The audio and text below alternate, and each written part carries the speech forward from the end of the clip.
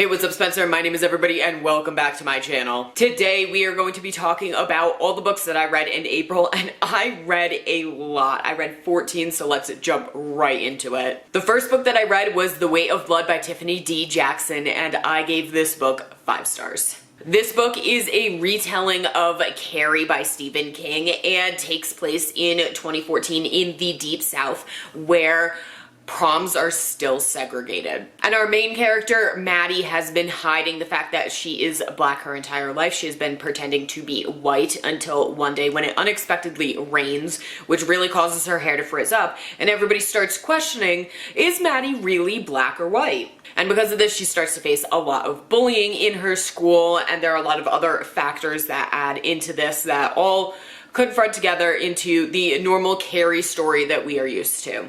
I really liked this story. I really thought that the racial element to this story added so much to it, and that it made a lot of sense for Maddie's character, what happened, and just everything that went on. It was so good. It was great. I would love to see more retellings like this. Next up, I read Taffy of Torpedo, Junction by Neil Wise Wetcher, and I gave this book 1 star.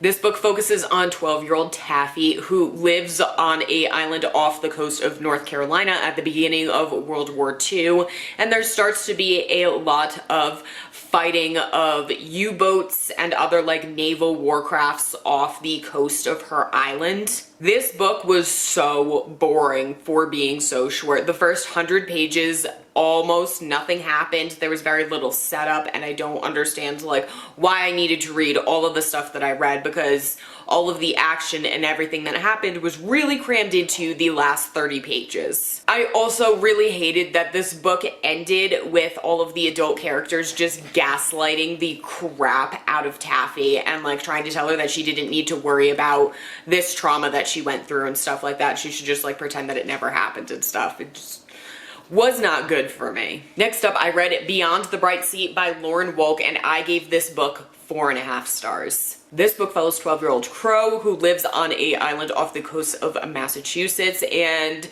she has kind of been struggling to connect and interact with other people who live on the island her entire life, because a lot of people think that, seeing as when she was a baby she was washed up on shore and found, they think that she came from the island across the bay, which is where a bunch of lepers used to be. So even though Crow hasn't displayed any symptoms of leprosy, a lot of people on the island are very prejudiced against her because they think that she may carry the disease. And this book really focuses on Crow trying to find out who her biological parents actually are, while also how it affects her relationship with her adopted father. And I really enjoyed this book because I thought that it had a really great conversation about why biological and found families are both important to people and how they're both equally valid. I also really liked the diversity in this book because Crow was raised by a immigrant man,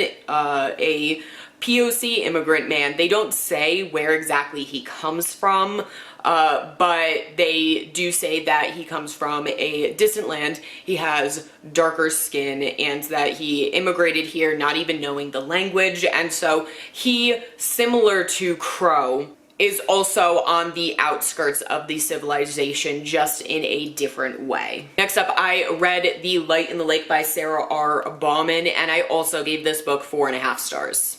This book focuses on Addie, whose brother Amos has just passed away about 4 months before by drowning in Maple Lake, which is a maple that she lives near. And before Amos died, he had a belief that there was a Loch Ness type monster living in Maple Lake. So when Addie gets the chance to join up with some young scientists that are studying the pollution in Maple Lake, she decides to go with them in order to try and see if this creature that that her brother believed in really does live in the lake or not. I thought this story was really good because it really goes over how grief affects our relationships with all of the people around us and how it affects the relationships that we have with the places and things that we used to do as well. I also really liked the fact that this is the type of story where it is fully contemporary, but there is a kind of mystical element that is left unknown, where you could easily argue one way or another that there was magic or there wasn't magic, and I really liked that. I thought that it worked really well for this story. I did expect there to be an answer because that's kind of like but I thought that it was fine that we kind of are just left with the unknown. I thought that the author set it up really well. Next up, I have All the Lovely Bad Ones by Mary Downing Hahn, and I gave this book 4 stars. This follows a pair of twins as they go to their grandmother's inn for the summer, and this is a inn that has been well known for ghost hauntings, but in the past few years, the hauntings have dropped off, and because of this, there hasn't been as many visitors staying at the hotel. Thus, the twins decide to kind of do a Scooby-Doo type act where they dress up as ghosts and fake ghost activity in hopes of trying to drum up business, but while they're doing that, they unexpectedly awaken the real ghosts that are at the inn. I really like this story. I thought it was really action-packed. Even though it was only 180 pages, there was a lot going on from the first page to the very last, so basically the opposite of Taffy at Torpedo Junction. I really liked the background for the ghosts, and I liked that there was a wide variety of characters, but even though they were all distinct enough that I didn't get them mixed up, which can happen to me if there's a lot of characters and can be confusing in such a short story, but I thought that Mary Downing Hahn pulled it off very well. Next up, I have Deep, Dark, and Dangerous, also by Mary Downing Hahn, and I gave this book 1 star. This book follows Allie, who goes to her mother/aunt's boathouse that they haven't been to since they were kids, and Allie kind of learns about how when her mom and aunt were younger, there was a drowning on the lake, and that is why they haven't been there since. Everything about this book is extremely predictable from the very first page to the last page. Before I even opened the book, I knew what the ending was going to be, and I was right. This book is way too tropey and doesn't do it in any sort of way that makes it interesting or new. It is just so predictable to the point that it's don't even bother picking this up because I can tell you, you will get nothing out of it. Next, we have Closed for the Season, also by Mary Downing Hahn. Wow, it's almost like I did a video on her or something. This follows the main character who moves into a new house where he learns that the previous resident had been murdered, as it was believed that she had embezzled a whole bunch of money from an amusement park that she worked at, but the money was never found and her murderer was never found. Wow, I kind of said murderer really weird. So of course the main character starts to investigate the murder and find out where the money is and all of that. While I really did enjoy this book, I really liked the character Arthur because he definitely did not understand social cues, and I fully comprehend that. But unfortunately, the twists were not that twisty. The reveal was kind of disappointing, and I wasn't getting as much out of it as I would have hoped. Our next book is The Harem Midwife by Roberta Rich, and I give this book 2 stars. This book follows Hannah, who is a Jewish woman who is working as a midwife for the Sultan of the Ottoman Empire, when the Sultan gets a new girl for the harem, but she is only 14 years old and she has been kidnapped from her family and such. So Hannah decides to use her kind of influence to help out this girl and try and steal her away from this terrible situation that she's in. Oh my goodness, this book was so incredibly slow. I really liked the first one, but in this, nothing was really happening to the main character as much as it was happening to everybody else around her, and she just happened to be a part of the situation. The ending was also very disappointing in the fact that Hannah was literally handed what she needed in order to solve all her problems. Somebody literally said, here you go, I heard you need this, there you we go, yay. So that was like super disappointing that she reached an ending, everything was solved just so easily.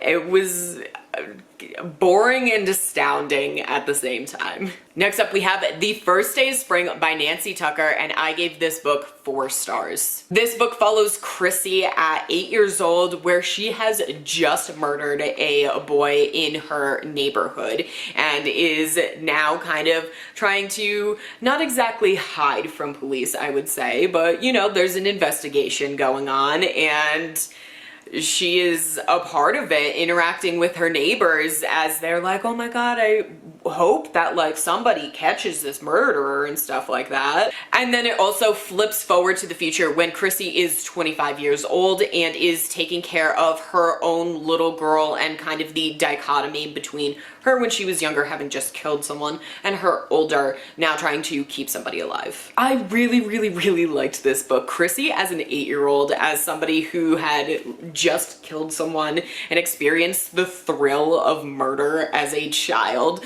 was so interesting. Seeing the way she interacted with her neighbors and the way that they treated her and like why she did what she did and her thought processes around so much stuff was so intriguing. I loved it. But what made this not a 5-star for me was the fact that I didn't really care for any of the chapters that featured Chrissy when she was older. There seemed like such a big disconnect between Chrissy when she was older and Chrissy when she was younger. I didn't see where the arc came in from her being a murderous 8-year-old to somebody who like cared for people when she was older. And because she was just so blasé as an older person, she wasn't interesting, and I didn't care about her life when she was older and the way things were working out for her then. I thought it was interesting to read about her being institutionalized for 10 years after getting caught for the murder, but it didn't pan out fully for me. Next up, I have The Whispering Dark by Kelly Andrew, and I gave this book 1 star. This book follows Delaney as she has just joined a brand new college where they kind of teach their students supernatural abilities like how to slip into parallel worlds. And while she is there, she meets a boy named Colton and they get involved, and it turns out that they do have a past together and all sorts of things happen because of this. This book was such a huge letdown for me. I gotta say, I went into this fully expecting this to be like a 5-star book because the whole premise, first off, Delaney is a deaf character. I found that to be so amazing, and I was fully ready to read about a fully deaf character, but Delaney does have a cochlear implant, meaning that she can hear.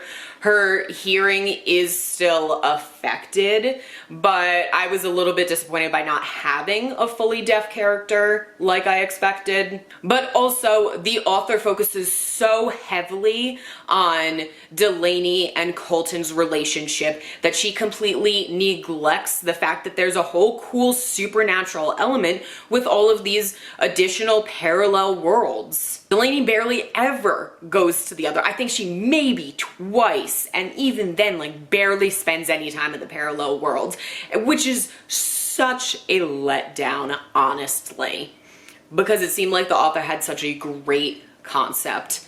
I wish that I could like the relationship of Delaney and Colton, but I didn't. I honestly hated like everything about it because it made no sense to me. Colton kept on being told that he wasn't allowed to go near Delaney while simultaneously being told he needed to teach her class. And it was never really revealed why he couldn't go near her. He just wasn't allowed to for some reason.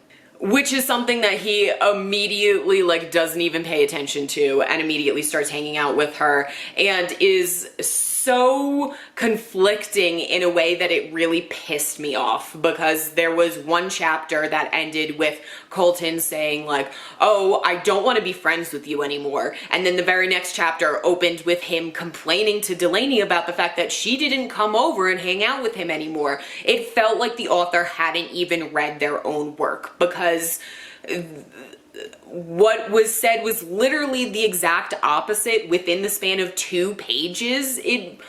I don't understand a lot of what was going on in here, because How and why? The next book that I read was Tyler Johnson Was Here by J. Coles, and I gave this book 3 stars. I didn't realize it, but this was actually a reread for me. When I first read this, I believe I gave the book 4.5 stars, but this time around I wasn't as impressed, even though I didn't really remember much of the story. So this book is about Marvin Johnson and his twin brother Tyler Johnson. They go to a party where the police end up raiding it, and after Tyler Johnson goes missing, and the entire story like focuses on trying to find Tyler and what happened because of police brutality that is happening in the neighborhood at the time. While I did really like the story, there were a lot of elements to this that didn't really work for me. There were pieces of the conversation around police brutality that I think came in a little bit too early, so it wasn't effective. And there was also a whole entire side plot of Marvin trying to get into MIT while not giving a shit about school, never showing that he had an interest in MIT, never showing he had an interest in anything outside of finding his brother, which is fine. That's a perfectly valid cause for the story, but he was also just so one-dimensional that I didn't understand why we even had this whole entire thing with MIT going on when he showed so little interest that I don't even know what he was applying to MIT for. What was his major? No idea. He showed no interest in anything. The next book that I read was A Forgery of Roses by Jessica S. Olsen, and I gave this book 4.5 stars. This book follows Myra, who has the magical ability to alter things in the world using the power of painting. For example, a little dog came into her store and he had a cut on the foot, and she painted a picture of the dog without a cut on his foot, and it magically healed the dog and made it all better. So even though magic is illegal and the governor like strongly campaigns against like people not doing that, the governess comes into Myra's shop one day and asks her for her help because her son has tragically died, and the governess wants Myra to bring her son back to life or else be persecuted for her magical ability. I really liked this. I thought that this was a really interesting concept, especially as we got deeper into the way that Myra's magic worked. I thought that it was really interesting, and this turned into like a murder mystery, which I wasn't expecting. And the twist at the end, I also wasn't expecting. And I feel like I'm generally pretty good about predicting things, so I really liked the fact that this kept me on my toes and off guard. Wasn't super into the love interest though. Like, I understand that he had anxiety and stuff like that, but it kind of ended up like making him just seem a little, I don't know, like weak, I guess. Anxiety doesn't necessarily make you weak, but I don't know, I guess it made me mad. Some of the things that he did because he had anxiety, I was like, oh man, I can't believe it. Really? You doing that? Oh, okay, whatever.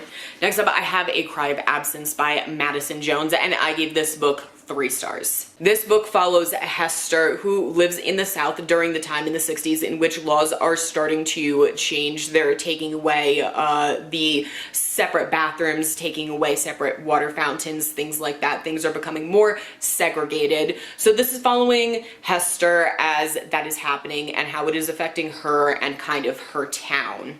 In the story, a black activist does get lynched, and there is a huge uproar because of it. There ends up being a lot of racial tension, which Hester ends up being the head of because she is very vocal about how she doesn't fully believe that black people should have rights. She doesn't think that they should die, but she doesn't think they should have rights either. So this book focuses a lot on how words can really spur other people to action, even if we ourselves are not committing like violent offenses. The things that we say directly affect other people and has a hand in the violence as much as the people who do it themselves. And while that's a great message, and I really like the conversation that was happening with that, I didn't fully feel like it was effective, especially at the very end of the book, because it didn't feel like Hester